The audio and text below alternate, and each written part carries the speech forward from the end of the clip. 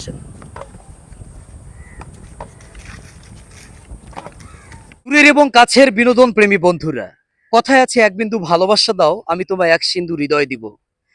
এটা কিন্তু গানের ভাষা, গানের সাথে বাস্তব জীবনের কতটুকু মিল আমি জানি না। তবে আজকে আমি আপনাদেরকে ভালোবাসার এক অন্যরকম ইতিহাস, অন্যরকম একটা কথা, অন্যরকম একটা জিনিস আপনাদেরকে দেখাতে যাচ্ছি। এমন একজন দম্পতির সাথে আপনাদেরকে পরিচয় করিয়ে দিব, যেটা আপনাদের জীবনের হতে পারে একটা সর্বশ্রেষ্ঠ ভিডিও।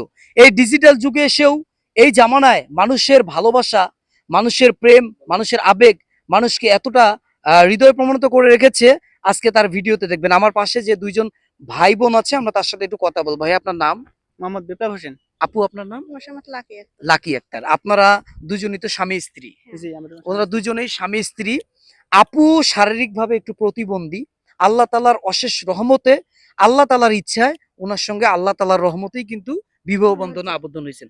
আল্লাহর হুকুম ছাড়া তো গাছের একটা পাতা নড়ে না, আপনি তো বিশ্বাস জি করেন। জি তো নারী কিন্তু অনেক আছে, সুন্দর নারী আছে, অনেক সুন্দর নারী আছে, অনেক কিউট নারী আছে, টাকাওয়ালা নারী আছে। নারীর কিন্তু শেষ নাই, কিন্তু ঘুরে উল্টে নারী কিন্তু নারী।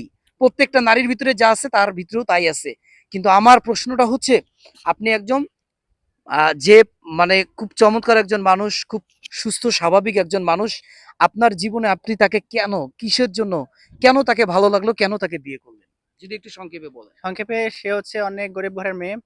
টাকা পয়সার অভাবে সে চিকিৎসাটা করতে পারছিল না। আহ, তার অতীত আছে, সেই অতীত শুনে আমি তার মায়ে পড়ছিলাম। আচ্ছা আচ্ছা। আর সে অনেক ভালো মনের মানুষ, তাই আমি তাকে ভালোবেসে বিয়ে করছি।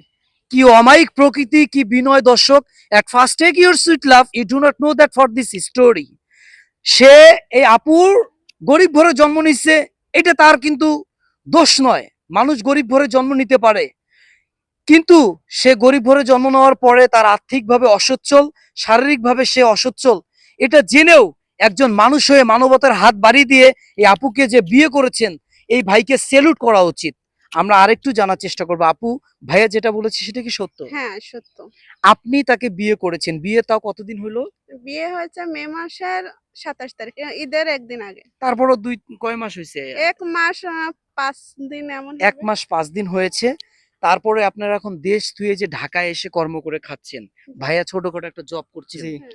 এটার একটা রিজন আছে। আমি যতটুকু পূর্বে জানতে পেরেছি যে ভাইয়া যে তাকে বিয়ে করেছে, তার ফ্যামিলি মানে ভাইয়ের ফ্যামিলি থেকে এখনো মেনে নিতে পারেনি। আমি এই ভিডিওটা যারা দেখছেন তাদের কাছে রিকোয়েস্ট করে বলবো, আপনারা দোয়া করবেন যেন এই মেয়েটাকে তার ফ্যামিলিটা মেনে নেয়। কেননা তারা দুজনে যদি সুখে শান্তিতে থাকে, তাহলে আসলে ফ্যামিলি অন্যরা মেনে নেওয়া এটা কোনো অস্বাভাবিকের কিছু না। তবে আমি আপনাকে একটা কথা বলি আপু, এ পর্যন্ত অনেকে এরকম প্রেম ভালোবাসা করে বিয়ে করেছে, প্রথম ২-৩ মাস কিন্তু কোনো ছেলের পক্ষের ফ্যামিলিরা মেনে নেয় না।